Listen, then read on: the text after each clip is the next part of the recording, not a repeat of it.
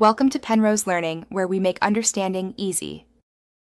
In this video, I will explain how to make pizza Kulcha. Combine 2 cups of all-purpose flour, 1 teaspoon of active dry yeast, 1 teaspoon of sugar, and half a teaspoon of salt in a large bowl.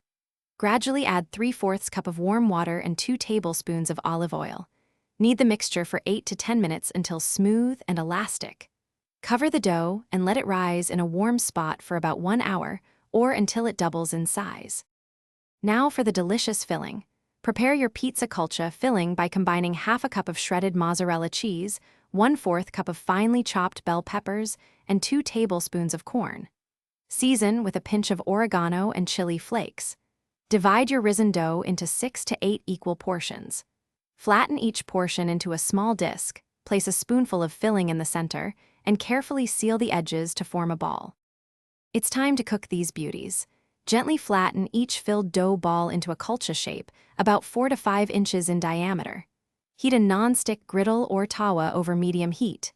Cook each Kulcha for 2 to 3 minutes per side until it's golden brown and cooked through. For extra flavor, brush with melted butter and sprinkle with fresh cilantro right after cooking. Serve them hot.